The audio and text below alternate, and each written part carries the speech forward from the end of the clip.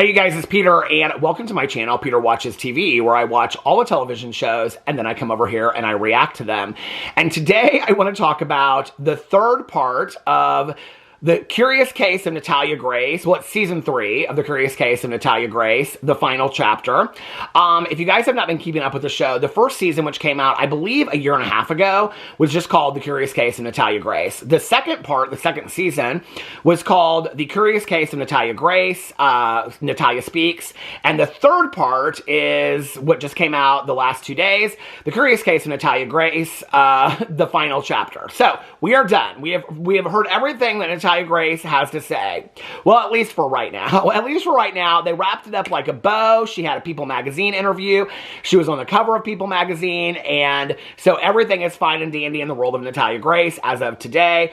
I actually looked up after I got it done last night, and I was like, where is Natalia Grace now? What's going on with her life? And apparently, as it ended, is exactly as it is today. She's still living with the DePauls, and everything seems to be very hunky-dory in the life of Natalia Grace, apparently, today. As I was watching this, I was kind of like, I'm wondering if they're possibly going to be like a TV show spinoff of this.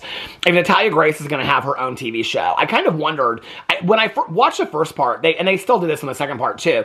ID did so many ads for this new series they have coming out called The Curious Case of, which is obviously, the first one of that was The Curious Case of Natalia Grace. And so it's like each week will be a different case of The Curious Case of something else. I think the first one is about a cult. But as I was watching this, especially at the end of it, they were tying it up and how great her life is now, and she wants to be in control of her life and all that stuff, which is fantastic for her. I was like, she's kind of now at a point where, like, the documentary is done, the history is out there, and all that kind of stuff, that, although apparently there's a lot of missing pieces, people have been sending me a lot of stuff that's been left out of this documentary that happened in real time. I don't know how much truth there is to that. I'm just responding to the show. But it would be interesting if Natalia Grace got her own TV show, you know, like Natalia Grace, like, after The Curious Case or something. I don't know what they would call it. But anyway, I have lots of notes about this that I took last night while I was watching this. There is so much that has happened in this third season. I mean, there is so much that has happened in the last 3 seasons of the show. It's so hard to keep up with.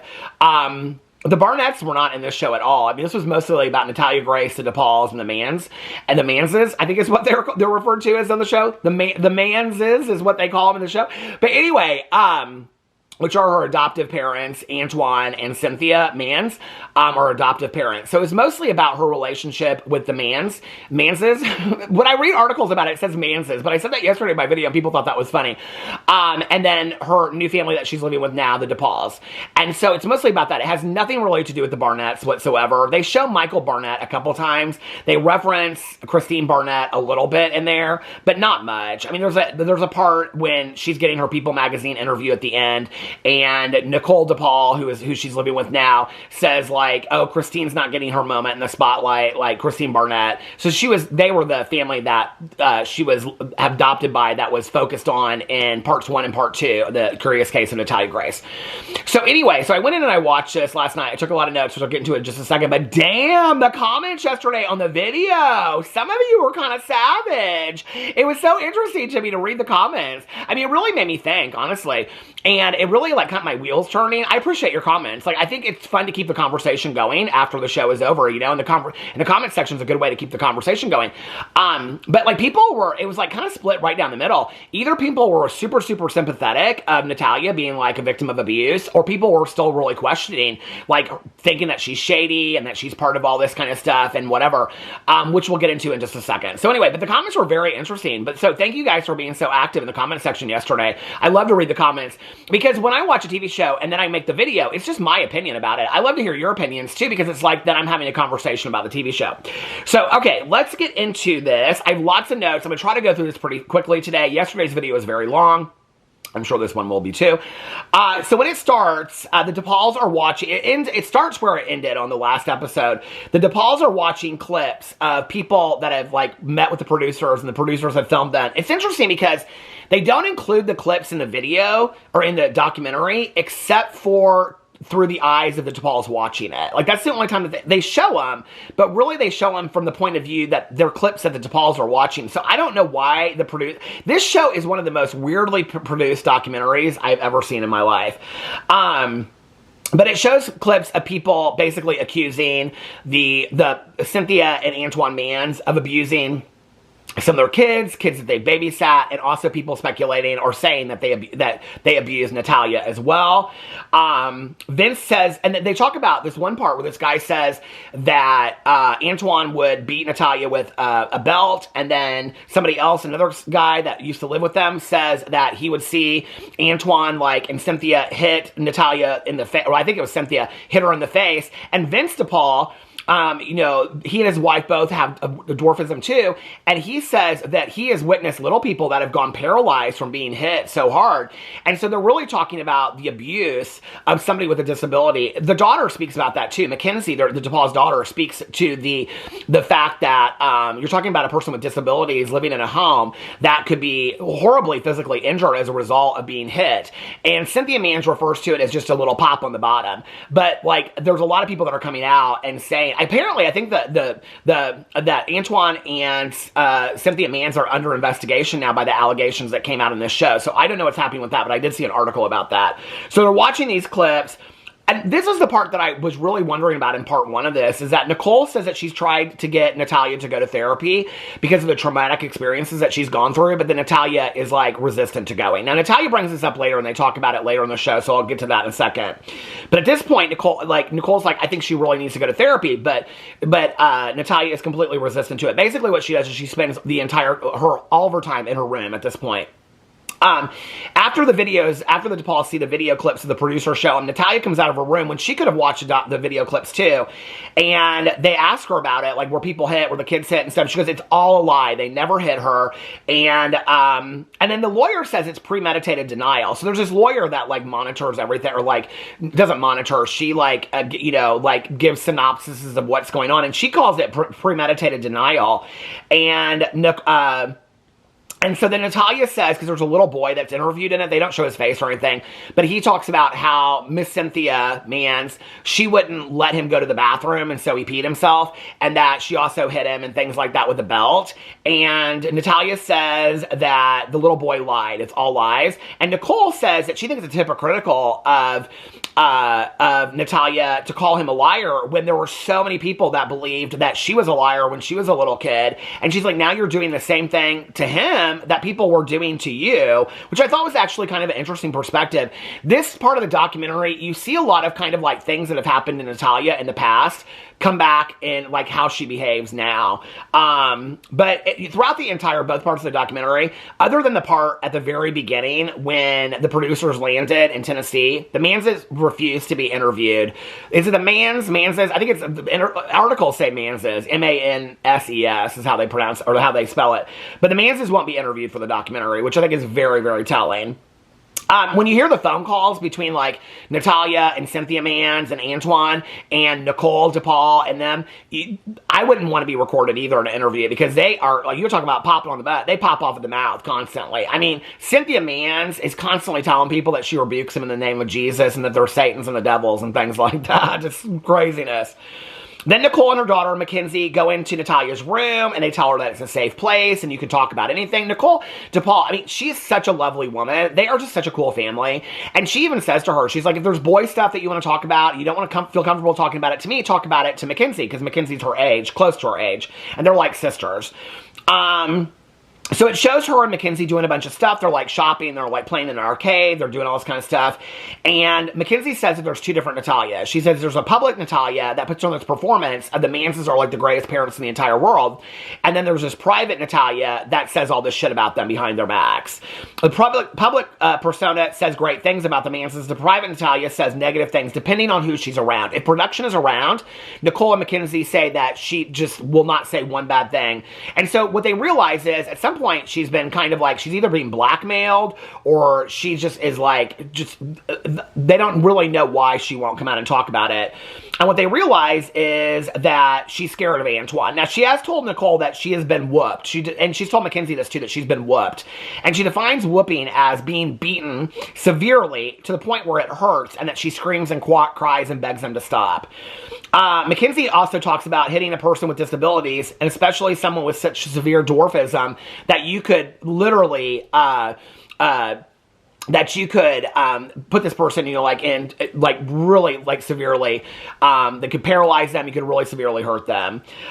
Nicole talks about having cameras in the house, which is always interesting. She has Natalia help her put the cameras in the house, like where to place them. And I'm like, this is why do you need the cameras in the house? Like, she never explains why she gets the cameras, but she doesn't have the cameras in the house until Natalia moves in, which I think is interesting. She says that on camera, or she insinuates it on camera. But what she does is she's constantly looking at the footage. She must be, because she catches Natalia bad-mouthing the Manses when she's talking on the phone, or when she's talking to Mackenzie or her husband or somebody like that. And Nicole thinks that she's being blackmailed by the Manses. And the Manses talked in one interview about other things that Natalia had done, but nobody knows what those other things are, except for that they must be in the messages that she sent to her boyfriend Neil that lives in the UK. Now, the Manses said that Natalia deleted those messages, which were apparently through Facebook, but everybody is saying that the Manses still have those messages, which also include photographs and videos of probably of a sexual nature, is what they insinuate. Nicole thinks that it's something sexual. She goes and talks about how she can hear Natalia like in her room moaning, and she thinks that she's having like phone sex. They show this part where they like had to pad her door because she was so loud in her room. She like texts her and says, "Can you hold it down? Like, I can't sleep. It's so loud." Nicole talks about how she's partially deaf and she can still hear Natalia like moaning into the phone and stuff like that. It's kind of funny because Nicole's kind of like, you know what? Like, she's an adult woman. She can do what she wants to do. She was like, but like, we're in a small house. Mackenzie's like, we're in a small house. It's not like we're prudes. It's just like, we don't want to have to hear it. Nicole even makes a joke that when she first hears it, she thinks it's her husband downstairs watching like sexy time movies or something like that. And so then she acts like, she's like, who cares what she does? It's her business. And the Manses have all of the messages and pictures that she sent to Neil. And Nicole thinks that they're blackmailing her. Natalia says if they put the videos out, they have footage of her saying this to Nicole. If they put the videos out of people talking about, if the producers put the videos out of people talking about the Manses, that it will start an all-out war. And what she's afraid of is that then the Manses will release the pictures and the footage of Natalia sending, I don't know, sexy time pictures. I mean, that is so sick that her adoptive parents would even threaten her with that or insinuate that they would maybe do that. I don't know. The whole thing is so bizarre to me. And then the Manses family members are trying to basically blackmail Neil and stuff as well. And they start harassing him and threatening to get, so that they can get money from Natalia. And they start texting Neil and telling him that they're going to like put these pictures out of him and of Natalia, because apparently he sent pictures of Natalia as well. And then they go in and they start talking about, and they're all doing it, but when they get confronted about it, they all say that they're doing it for Cynthia, because Cynthia Mans won't do it herself. So they're all minions of Cynthia Mans. Then the attorney estimates, or I think Nicole estimates, that her money that she has like gotten from the Dr. Phil shows and appearances and things like that has to be well over $200,000, the majority of which the Manses have spent on a trailer in Tennessee. Okay, so Natalia does not see any of that money.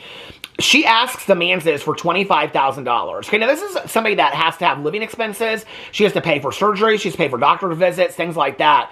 The DePauls really want her to get the surgery. So the surgery that all the DePauls have had, Mackenzie at one point says she's had 13 surgeries in the time that Natalia has had none. Vince and Nicole DePaul, the parents, have had multiple surgeries as well to straighten out their backs and things like that. Natalia walks like hunched over. She's in a lot of pain. She talks about the pain at length in all the documentaries. She talks about the pain she's in.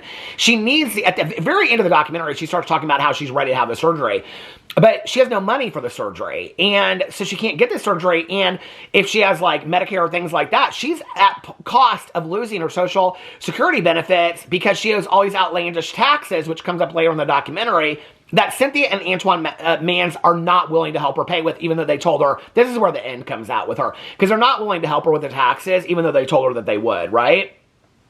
And so she says that she asks the Manses for $25,000 of her own money. Okay. They are still the payees on her checks and all this kind of stuff. And they quickly agree to it, which Nicole is like, there must be so much money. If they are so quick to agree, she hears the whole phone call. And so she's like, if they agree to $25,000, there must be so much money sitting there. Right. And so they agree to sign an agreement.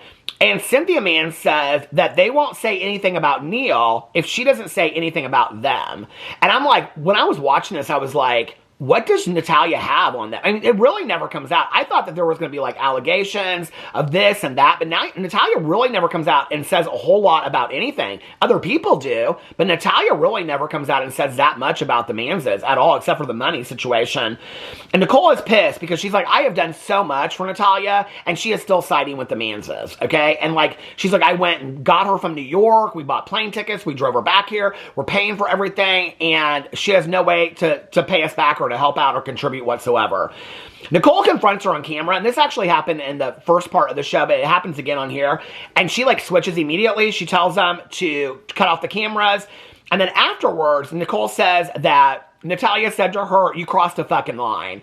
I will say that when they show moments of her like caught on camera, Natalia speaks completely different off camera than she is like foul-mouthed when she is talking, like just, she's like, fuck them people, fuck them. It's like, I mean, it's a completely different Natalia that you see.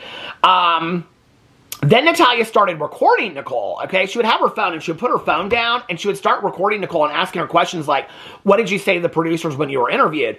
And so the attorney suggests that either she's recording her to show that the DePaul's like what she is saying, or to prove to them that she isn't saying anything about what the Manses have done to her. So anyway, Nicole said that she doesn't feel comfortable being filmed in her house. And I'm like, this is so interesting when they're showing this part, because if you remember from season 1, this is what Christine Barnett did to Natalia, was that she filmed her. Do you guys remember that? They showed footage of her standing by that couch in the kitchen where she made her stand for like 6 hours or something like that.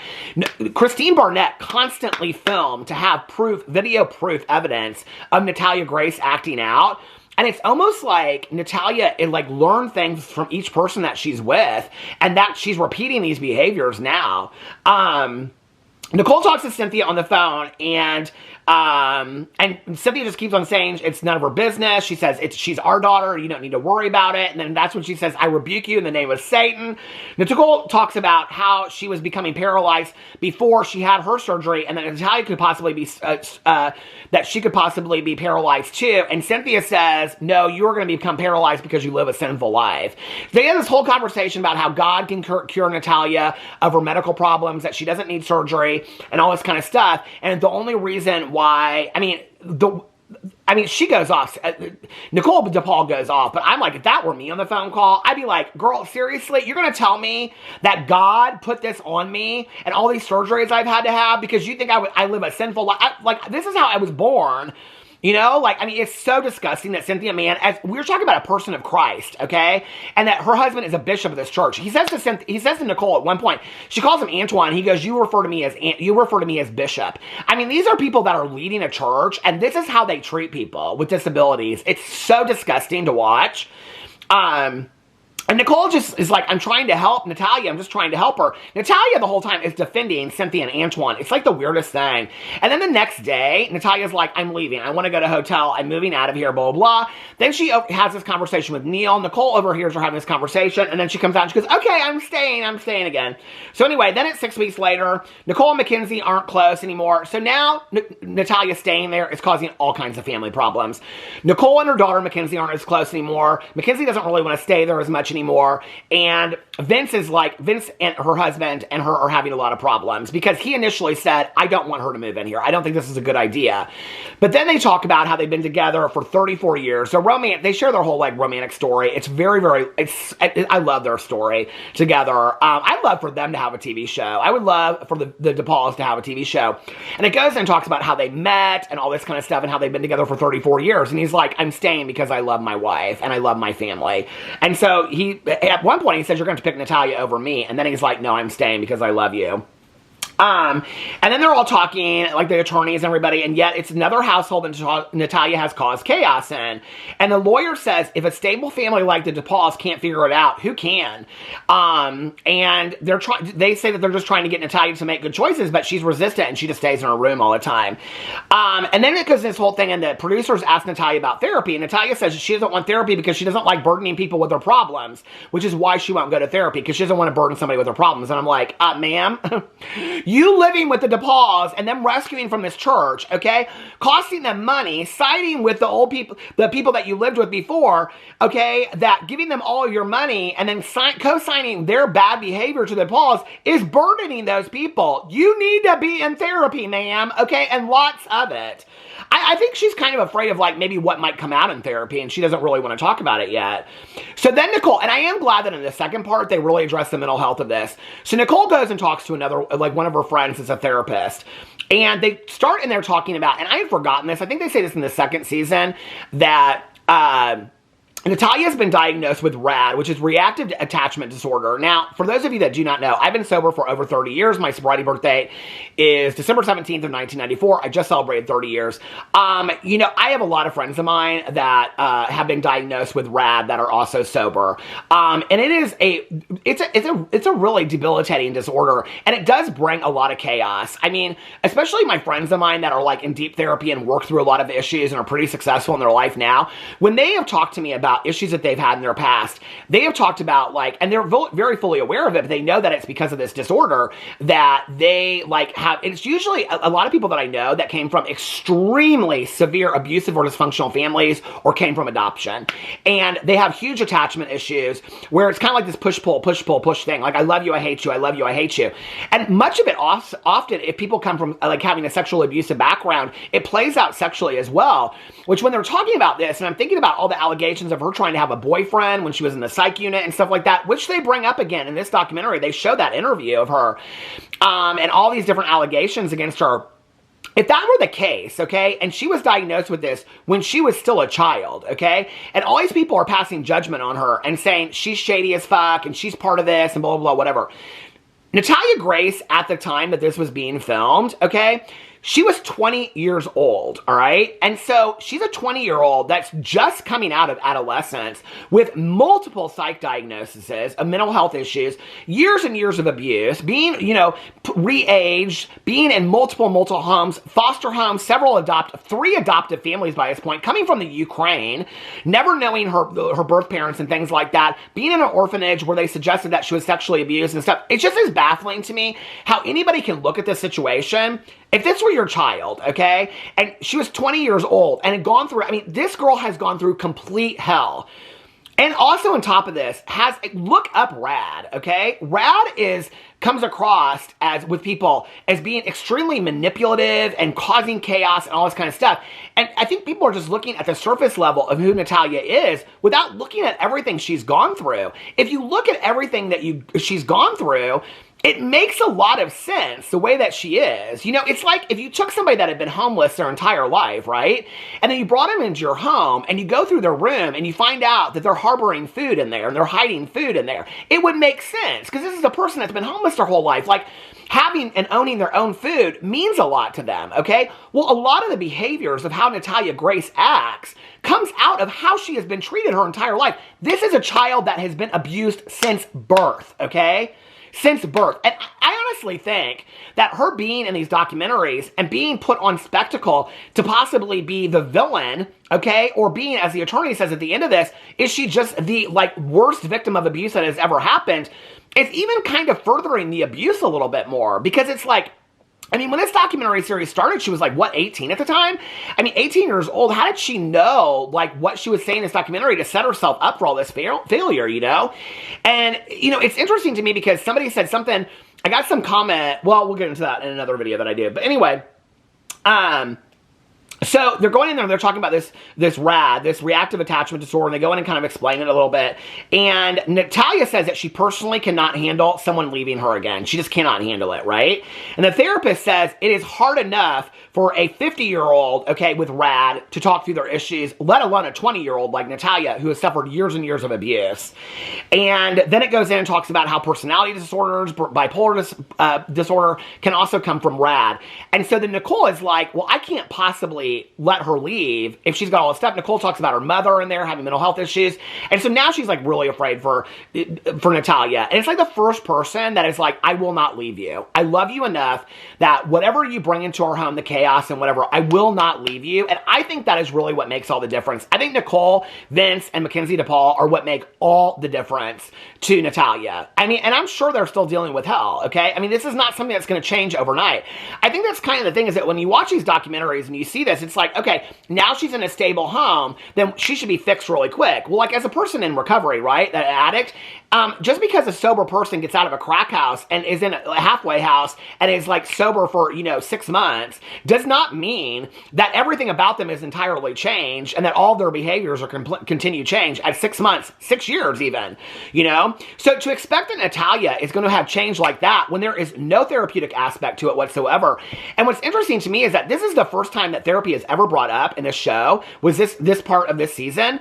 And the Manses, as her guardians for 11 years, should have been making sure, with this diagnosis of reactive attachment disorder, that she was getting the therapy that she needed. And the Manses never did. So on top of them never getting her the surgeries that she needed or the medical help that she needed, and just taking her Social Security check every month, and taking her money that she got for public appearances and Dr. Phil and all that kind of stuff, on top of all that, they never got her the mental health treatment that she needed either. Just the whole thing is so, so sad. And so then it goes into this whole part, and this is kind of like the tail end of the show. It's about how she owes so much taxes on the money that she has earned in the last 2 years, right? Or the last year. And so Nicole and Vince, because Natalia is convinced that Cynthia and Antoine Mans are going to pay her taxes, okay, or help with her taxes. She has no money, no income at all, because she's giving the Manses her Social Security check. So she has no income of her own at all whatsoever. And Nicole and Vince finally, they call Cynthia about the taxes. Cynthia hangs up on them because she says they will help pay the tax bill, but not all of it, okay? And so she ends up hanging up on them. And they're going to cost, at this point, they're going to cost Natalia her benefits, because if they don't pay the taxes, then she could lose her Social Security benefits, right? So then Nicole tries to talk to Natalia, and she starts crying, and she's just like, I can't handle this right now. I can't handle this right now. I can't handle this.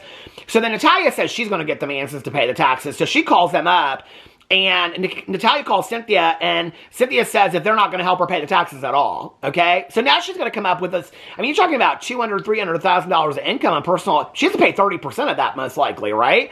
So where is she supposed to come up with that kind of money when she has no money of her own? And she talks about some savings in there, but she doesn't act like it's much. So, and then she asks for the statements because she calls the Social Security office, and she's like, I have to have these statements to prove that I'm getting the checks, but they're just cashing the checks for cash, okay? So Cynthia won't even give her the statements, so that she can like go to the SSI office and start getting paid herself. And so Cynthia is now going to cost Natalia her Social Security benefits. She could completely lose her Social Security benefits at this point, right? Which if she loses that, she also loses her medical care as well. Cynthia won't give her the statements, and so she could get cut off. And she says to Natalia, Cynthia goes, maybe this is God's way of letting you move to the UK so you can be with Neil, her boyfriend. And Natalia is like, what? And then Cynthia told her Cynthia's like, have a nice life. And that's basically the end of it. At that point, Natalia is done. And she says she wants the surgery now. She wants her back straight. She wants her pain gone. And she wants to move on with her life. Then they flash 5 months later. The DePauls have hired an attorney to protect her from any financial problems whatsoever from the Manses, and she has now not contacted the Manses, and she has Cynthia blocked on everything. They show all these like Instagram, TikTok, social media posts of Cynthia Mans, and she's like, yeah, Natalia doesn't want us to talk about her, so we're not talking about her and all this kind of stuff, because they probably have a restraining order out against her is what it is, or a gag order. And then it shows her going to the UK. She got her hair cut. She got her ears pierced, something she wasn't allowed to do with the good Christians, the Manses that she lived with. They're such good Christians, aren't they? They show Cynthia Mans sitting in that recliner just screaming and yelling at those kids. Bishop's wife all day long. Yeah, wasn't that... Didn't Whitney Houston play that part? So then they have to get an immigration attorney. This is so interesting to me, okay? So they have to get an immigration attorney for her to get a passport. And when they get this immigration attorney, they're like, fuck Indiana, which I lived through this part. They're like, fucking Indiana. She was born in the UK, or in the Ukraine in 2003. And so they give her her actual age by getting her passport. And it's like this really cool moment for Natalia. She holds up like the certificate. She gets her passport. The passport says the Ukraine and all this kind of stuff. I don't know if it's dual citizenship, but it says her like place of, it's a U.S. passport, but it says her place of birth is Ukraine. And she's really excited about it. And her and Mackenzie, and she's like, I'm 21. They put me at 21. And so she's really happy because if you watch the first 2 seasons, it's about her constantly getting re-aged and stuff like that. And then they have to go through the dentist and this DNA testing, all this kind of stuff. So it's a really cool moment for Natalia. This is going to stop. Hold on a second. Okay, we're getting to the end. We're getting to the end. We're getting to the happy part. So she goes to the UK and she hangs out with Neil. They don't really show much of that trip at all. Neil doesn't really want to be part of this at all. But then the trip goes really well. Nicole DePaul says that Neil is legit. So Neil must be a good thing for Natalia. They don't really show much of him, but he seems very involved. I mean, he is one of the people that gets Nicole and Mackenzie to go and rescue her from the Manses. And he's also the one that when Natalia's like, I can't handle it anymore and wants to move out of the DePauls, Nicole overhears him say to Natalia on the phone, you need to pull it together and stay where you're at. Like, the Manses have screwed you over time and time again.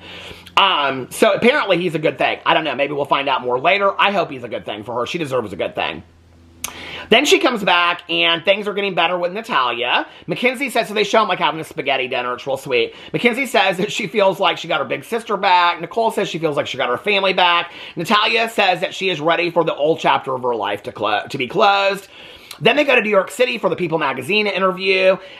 She says she's trying to take her life back. She wants her story to inspire other people, which I thought was really cool. Okay, so there's this part in there at the very end where they talk about her going to New York City and doing this People magazine interview. And she's like, when Nicole and I were talking, she told me, she's like, People magazine? I was like, People magazine? She gets so excited about this People magazine interview. It's the cutest thing ever. And so she says it's time to rewrite her story and be in control of her own story going forward. Then the attorney comes out and she kind of closes the whole thing at the end. She goes, is it all true or is it all lies? We'll never know. Natalia is the only one that really knows the truth. And they show this clip where Natalia looks at the camera and she goes, do I look like a monster to you? And I think that has so much to do with this whole series, okay? All 3 parts of it. Is that I do think that a lot of people look past the abuse that Natalia has suffered. They look at the behaviors that she has now, which are in reaction to the abuse that she suffered. It's really easy. You know, like, this is where I compare the Gypsy Rose Blanchard story, you know? It's like, people can excuse Gypsy Rose Blanchard killing her mother, all right, because she was a victim of abuse. But they can't excuse Natalia Grace causing chaos in a home, or maybe being a little bit sexual here and there, as in reaction to all the abuse that she suffered. But they can totally justify Gypsy Rose Blanchard killing her mother, right? They can totally justify that. But the fact that, you know, Natalia Grace has reactive attachment disorder and multiple other mental health issues, physical issues on top of that, she's in pain all the time, and she is reacting out, and her behaviors are matching what she's gone through, and people struggle to have that. And so when she looked at the camera and she goes, do I look like a monster to you? I think the reality is that if people really check themselves, there are many people out there that would say, yeah, you do look like a monster, is I think what they would say. And she knows that. And that's why that point in the video, that's from season 2.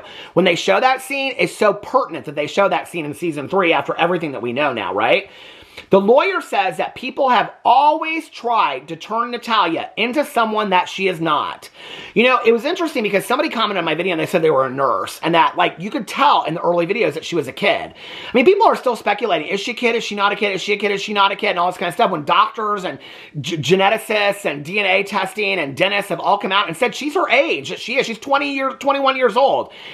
I mean, that's the age that she has on her passport, you know? And so all this stuff has come out. People are still, like, speculating she's the biggest liar. If she is the biggest con in the entire world, I just want to put this out there, okay? If Natalia Grace is the biggest con in the entire world, she has been that since 3 or 4 years old, okay? Now, I don't know how much time you've spent around 3 or 4 years old, but you're talking about a 3 or 4 year old that has been so calculating and so manipulative that at 3 or 4 years old, okay, planned all of this out going forward and knew how they were going to act going forward. Do we really grant 3 or 4 year olds to have that kind of intellectual ability to be able to be that calculating, no matter how sick you are, okay, to be that calculating and that manipulative, that we would put that on Natalia Grace? I just don't think that she's deserving of it. I just don't. I feel so bad for Natalia Grace. I love that she's coming out now and she's saying, I'm going to control my story. I'm the one in charge of my story now. And so the lawyer says that people have always tried to turn Natalia into someone that she is not. She says she would call Natalia Grace a survivor. And maybe the DePauls have broken the curse by being a loving, stable family. And I agree. And I think testament to that is not Natalia Grace. When you see Mackenzie DePaul in this, Mackenzie DePaul is such a cool young lady. She is so cool and she is like, she knows herself. She's so age appropriate, and they are such a loving family, and they raise such a fantastic young lady. I think Mackenzie DePaul is just so cool. That's why I said I would love to see a show of just that family. I mean, you know, obviously Natalia would be there too, but I wish her all the best. The documentary is interesting. I don't think we need any more documentaries. A TV show, I would watch, okay, for daily life, but I don't know if I need any more about Cynthia and Antoine Mans. They are a mess. The Barnetts, they are a mess. The DePauls, they are not a mess. Let's hope that Natalia stays there and that things go well. I wish her and all of them all the best in the world. And I rebuke you in the name of Jesus. I love you guys, and I'll see you tomorrow. Bye.